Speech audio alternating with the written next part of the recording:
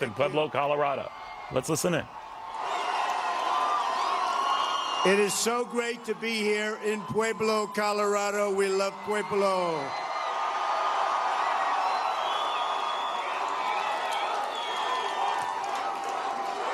And those two gentlemen are amazing men, and I want to thank them for being with us. You know, Pueblo's called home of the heroes. Did you know that? Because of your proud tradition of military service. Pueblo's the home of 4 Medal of Honor recipients, and I just got the endorsement of 19 altogether, 19.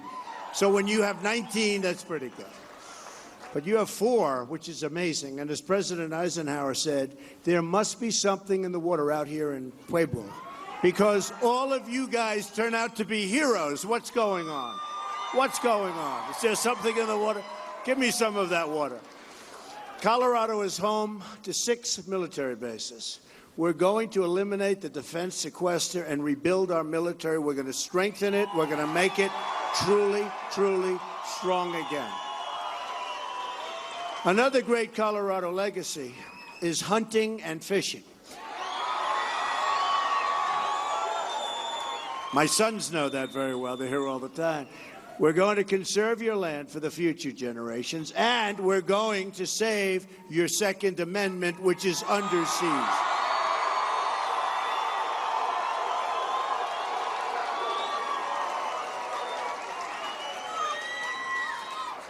There are a lot of people in this room. This is very impressive. Thank you. Thank you. It's a great honor. It's a great honor. One other issue of such great importance in Colorado is energy. Crooked Hillary Clinton wants to shut down the mines and shut down shale and shut down oil and natural gas. And we're going to end the war on American energy, and we are going to put the miners back to work. They have to be put back to work. I've also made a centerpiece of my economic revitalization plan the largest middle-class tax cut since Ronald Reagan and the largest regulatory reform in American history. We're going to do that. And Hillary Clinton is going to increase your taxes very, very substantially, and she admits it. At least she admits it. But that's because I know how overtaxed and overregulated the working people and companies in this country are. A central issue I would like to address today is our broken tax code, an issue of concern to all Americans. Along with securing our borders, rebuilding our military, keeping us safe from terrorism, redoing our trade deals, and bringing back jobs, and they're sort of one and the same, fixing our broken tax code is one of the main reasons I'm running for president. I've been saying from the beginning of this campaign how ridiculous, complex, and yes, unfair the tax system is. It is an unfair system, and so complex that very few people understand it. Fortunately, I understand it.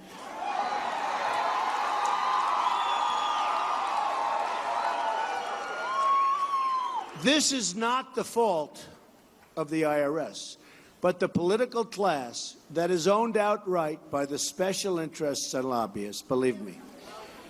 It's these politicians who wrote the tax code and who are constantly adding, revising, and changing an already overcomplicated set of laws, all at the behest of their favorite donors and special interests who want certain provisions put in, and they won't take no for an answer.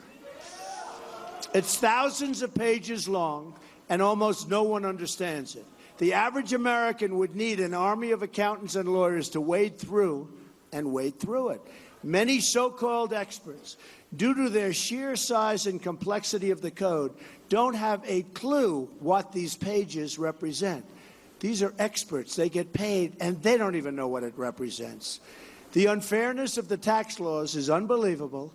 It's something I've been talking about for a long time, despite, frankly, being a big beneficiary of the laws. But I'm working for you now. I'm not working for Trump.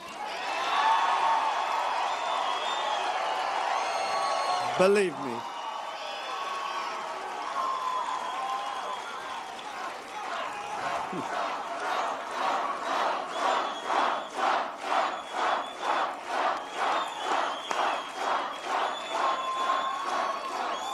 I understand the tax laws better than almost anyone, which is why I am one who can truly fix them. I understand it. I get it. And that is what I commit to do. We want fairness. We want money brought in, and we want money to be spent when it goes out, because they spend our tax dollars so unfairly and unwisely. Remember that. As a businessman and real estate developer, I have legally used the tax laws to my benefit and to the benefit of my company, my investors, and my employees. I mean, honestly, I have brilliantly used those laws. I have often said on the campaign trail that I have a fiduciary responsibility to pay no more tax than is legally required, like anybody else. Or, put another way, to pay as little tax as legally possible. And I must tell you, I hate the way they spend our tax dollars. And believe me, that makes a difference. As a major real estate developer in this country and throughout the world, I face enormous taxes: city taxes, state taxes, sales taxes, excise taxes, employee taxes, federal taxes, VAT taxes, different countries. It's my job to minimize the overall tax burden to the greatest extent possible, which allows me to reinvest in neighborhoods, in workers, and build amazing properties which fuel tremendous growth in their communities, and always help our great providers of jobs, and we have to help our small businesses. What it's all about. What it's all about. The news media is now obsessed with an alleged tax filing from the 1990s at the end of one of the most brutal economic downturns in our country's history. If you remember the early 90s, other than, I would say, 1928, there was nothing even close. The conditions facing real estate developers in that early 90 period were almost as bad as the Great Depression of 1929 and far worse than the Great Recession of 2008, not even close. What had been a booming economy in the era of Ronald Reagan changed dramatically, and the business landscape changed with it. Bank failures and collapse, the absolute total destruction of the savings and loan industry, and the implosion of the retail market and real estate in general, something we've never seen anything like it. Many business people, including many of my competitors and some of my friends, were not able to survive.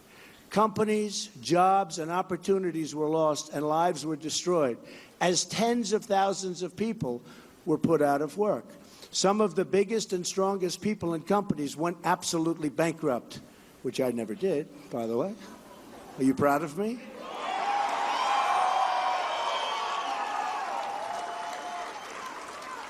Would have loved to use that card, but I just didn't want to do it. Thank you. Yet today, my company is bigger, stronger, far greater assets than it's ever had before, more premium properties. We've never done better. It's the strongest we've ever been. And we employ thousands of people, and over the years have employed thousands and thousands of people, which is the thing that frankly makes me most happy. That did not happen by chance or luck. It happened by action and talent.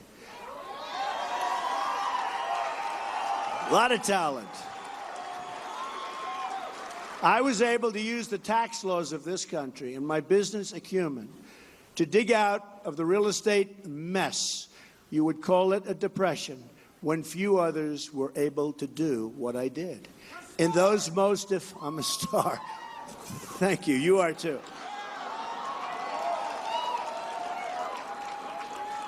Oh, they were amazing times.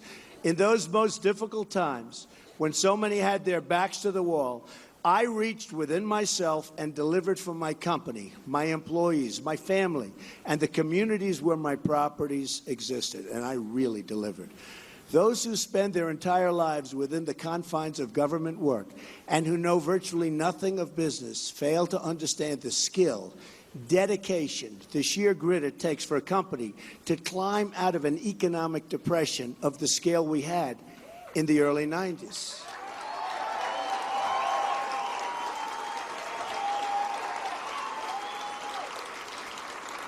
People like my opponent, Hillary Clinton, whose only...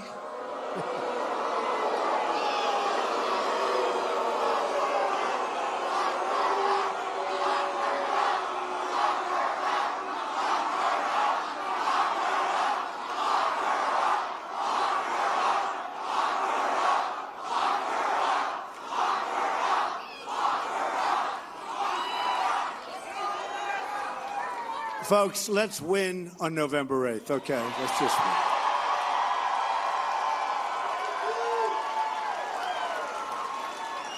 Anyway, her only method of making money is by selling government favors and granting access to special interests, know nothing about how businesses succeed and grow.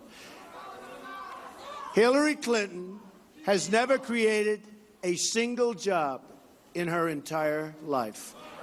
By the way, we have somebody who has. Where's Bernie Marcus? Where's Bernie? Bernie Marcus, founder of Home Depot. Go to Home Depot. He only created about hundreds of thousands. How many jobs does Home Depot produce right now, Bernie? How much? Millions. Millions, Bernie. That's a lot of jobs.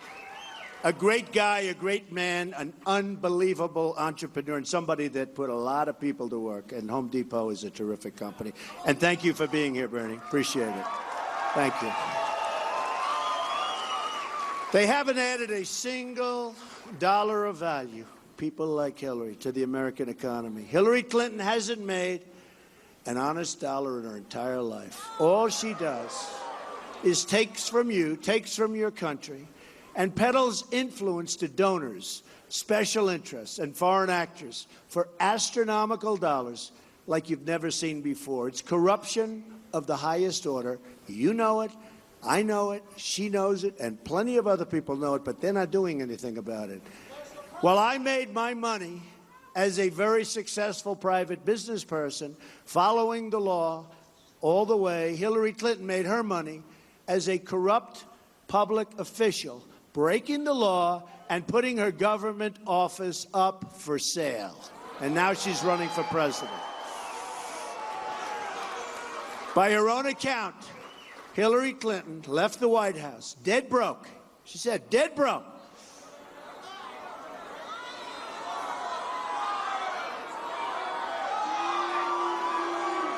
And then, remember, she became a senator for New York, did nothing. Remember the job she was going to produce? She never produced them. And then she became Secretary of State. And now, she and her husband have made more than $200 million without building a company or creating a single thing of value. During the early 90s, as companies went absolutely bust, they were collapsing all over the place, left and right, the media and powers that be said, Donald Trump, he could never, ever make it back. Oh, I remember those stories. We were all in trouble. How many people then were in trouble? Like everybody was in trouble. But they said, and they were so gleeful, he could never make it back. They said I had billions of dollars in borrowing, which is true, and hundreds of millions of dollars in personal guarantees, which is true, and no pathway out, which is false. That was a bad time. That was an ugly time. A lot of people, you'll never hear from them again from that period. But I never had any doubts whatsoever. And most importantly, I never, ever gave up or even thought about giving up.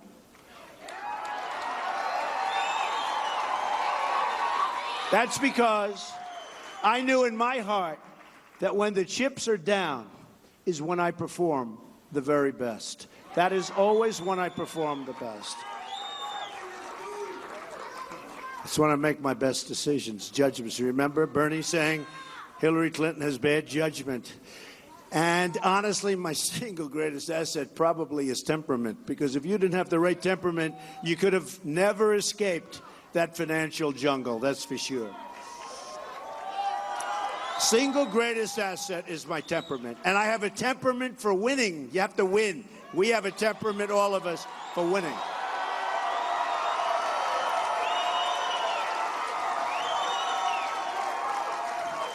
And when people make the mistake of underestimating me, that's when they are really in for their biggest surprise. Same thing with a lot of the people in this room. Just look at what happened in the primary. Remember the primary? Trump's running. Oh, don't worry about it. He's a star of The Apprentice. He built a nice company. Don't worry. Just look at what happened. Our incredible movement is doing, just take a look. This is a movement, folks, a movement like they've never seen. What we've done is amazing. And now we have one person left, Crooked Hillary, and we have to beat her on November 8th. And you have to get out and vote, and you have to get out and make calls, and you have to do. And jokingly, I like to say, if you're sick, if you get the absolute worst prognosis from the doctor, and it looks like maybe you're not even going to make it, it doesn't make a damn bit of difference. Get up and vote on November 8th.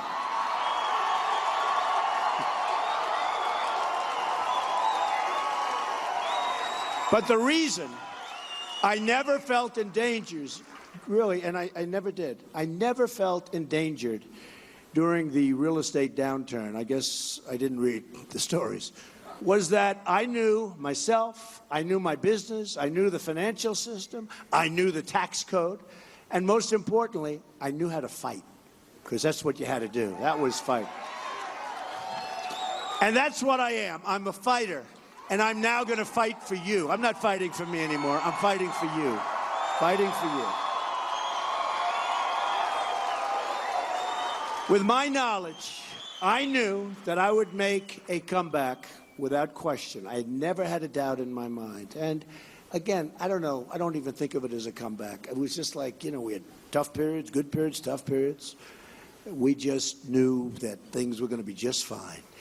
But that is why I'm here today. Thank you, darling. And I'm praying for you, and I love you. Great people. Now I get the whole hero thing. Now I get.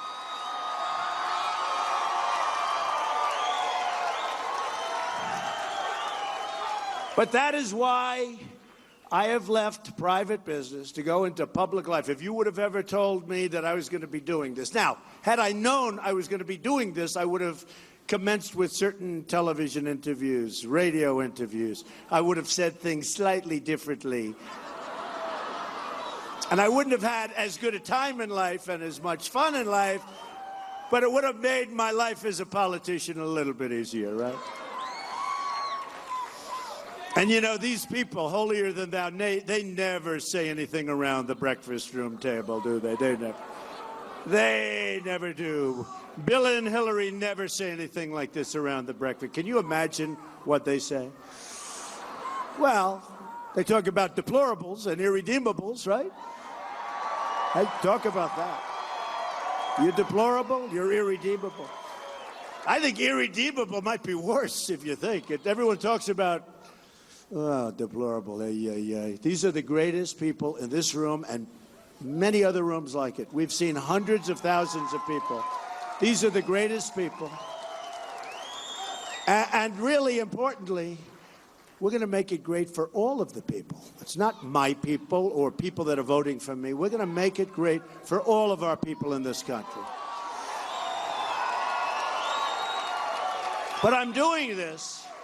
And I'm doing it for a very specific reason, because I understand our country is in very, very bad shape.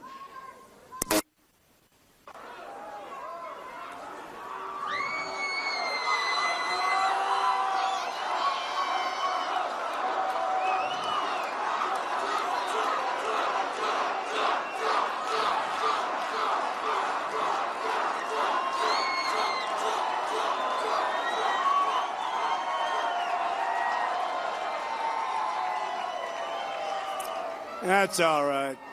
Sounds like a nice person.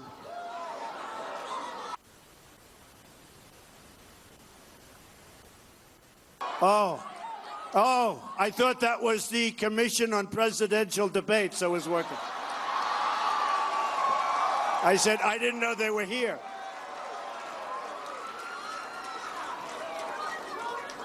You know, when they were playing with the mic back, forth, I thought that was the commission. That's a beautiful commission. Let's see what happens on Sunday again.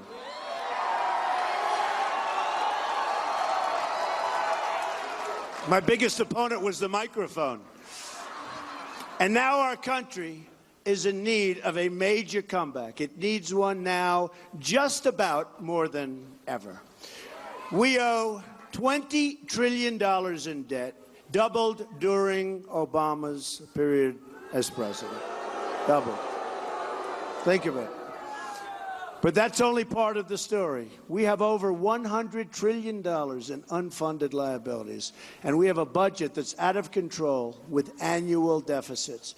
In addition, because of the incompetence of our leaders, we run massive trade deficits on an annual basis. I'll get Bernie to negotiate a couple of these trade deals. You'll find out.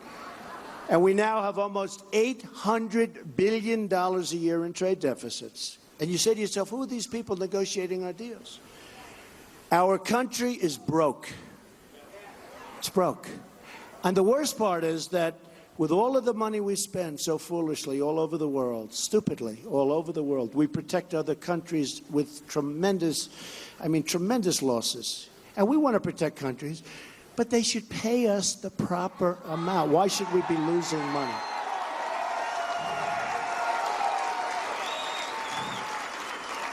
But think of it, with all of the money that we spend, and with $20 trillion in debt, and all of the things we do, and all of the talk, and all of the political nonsense, we have a decaying infrastructure, we have failing schools, we have rising crime, we have a depleted military, our great people, and a depleted military. We have planes that are so old, they go to airplane graveyards to take out parts. They go to museums to take out parts because they don't make the parts anymore. We have an open border.